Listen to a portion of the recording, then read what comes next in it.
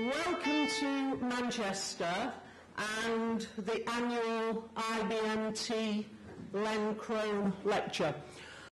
I think we're in for an extremely stimulating day around the notion of artists and writers on the Spanish Civil War.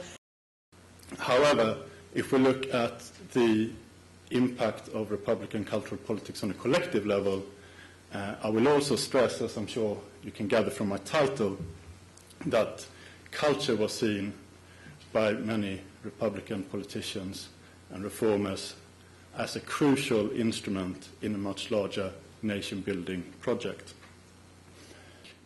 So it was something that was seen as more important than ever.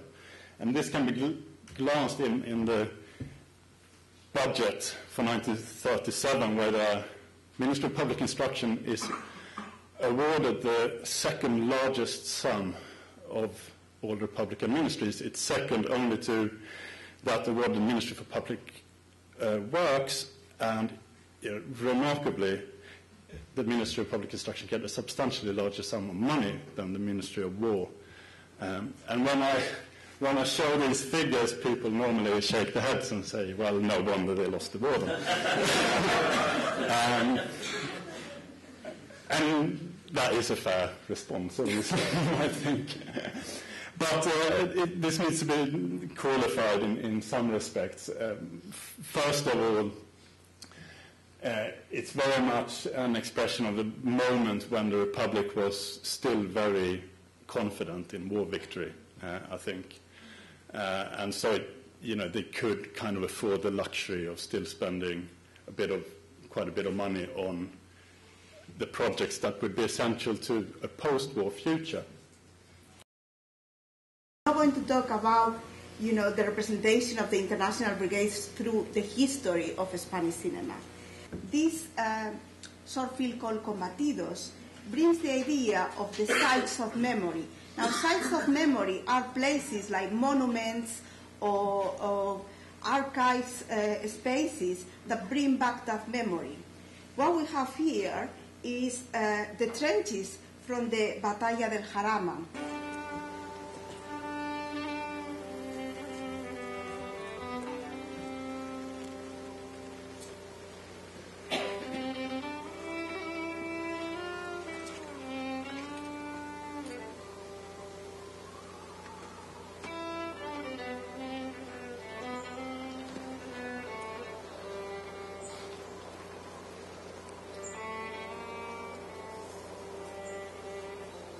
So I think it's also important to value the transnational links and also those fields that bring the reflexivity, those elements to do with theater or with cinema that make us think of what we are watching and not just get immersed in the narrative and the story.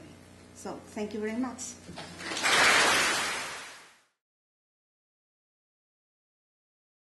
I also tried to not look just at the volunteers in the British Battalion, which is what I'd done for my earlier work, which came out of a PhD thesis, but also to look at the different experiences of other people, the nurses, medics, people who came to Spain to report on the war, or just the visitors who came to see what was going on.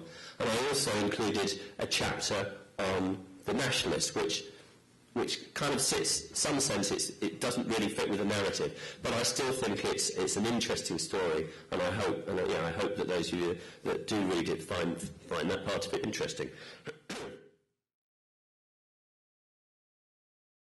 So one of the first of her photographs is showing, this was considered a very important picture because it was a symbolic moment where the Republican soldiers came in and they had a fascist standard and uniform on their bayonets, and it was proof that Brunete had been taken by the Republican. And there's a kind of personal thing going on here, that as she got more and more involved in what was going on in Spain, she was also more and more convinced that, she would be able to get these fantastic action pictures, and that she had to do it, and she had to do it for Spain, and she had to do it for the Spanish people. As we passed an empty room on the ground floor, we saw in a corner, lying on a dais, her face almost entirely covered in bloody bandages and her body shrouded in a sheet. We saw, who could have imagined it, my God, Gerda Taro, Robert Capa's partner, that beautiful girl who believed herself to be untouchable, just as we had believed her to be too. She'd been smashed to pieces when we got here. A nurse, I think, told us that she was still alive. We had to operate without anaesthesia. We don't have any anyway. She couldn't speak. She gestured that she wanted a cigarette, and biting on it furiously, she died during the operation. And here she was now with us, covered with a sheet, her pale face dripping with blood. How small she looked, that courageous young girl who thought the bullets could not harm her. They marched through the streets of Paris to the strains of Chopin's funeral march.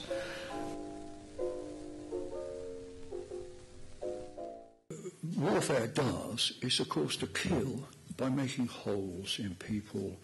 War pierces the body of the dead, and horribly, of course, as times go on, with bullets. The Spanish Civil War elegies, of which there are so many, they are full of holes, are they not? Holes made in bodies and things by weaponry, holes made by thermite in those children that Orwell invokes, or like the bullet hole, the hole that went through his throat, the bullet holes in the body of the assassinated Lorca. Everywhere, holes made by bullets and shrapnel in spoiled bodies.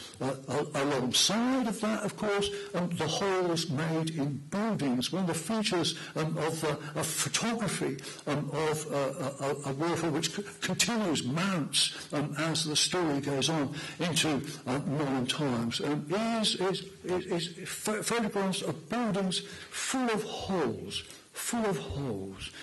Elegy, the photographs are elegiac in that respect. What is the great description of the bombed city of Guernica, the buildings of Guernica by Geo Steer in his memorable memoir, that wonderful metaphor. The buildings, he said, look like Meccano. The buildings, shattered buildings, stare at you eyelessly, full of holes. The concrete version of the dead body.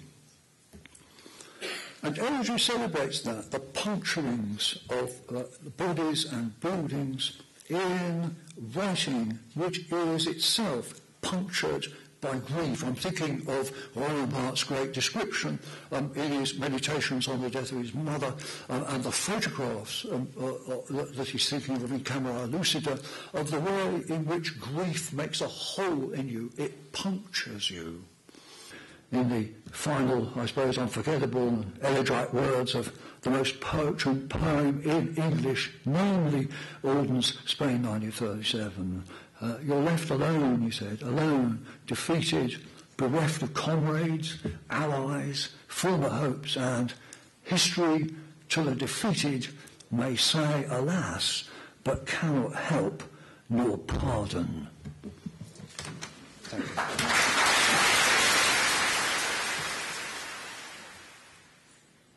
In that image, which is brutal, but which it seems to me is unavoidable in war, in that image you actually have, it seems to me, in itself a metaphor for something that is very, very old and unchanging, which is human flesh, meeting something that is very, very new.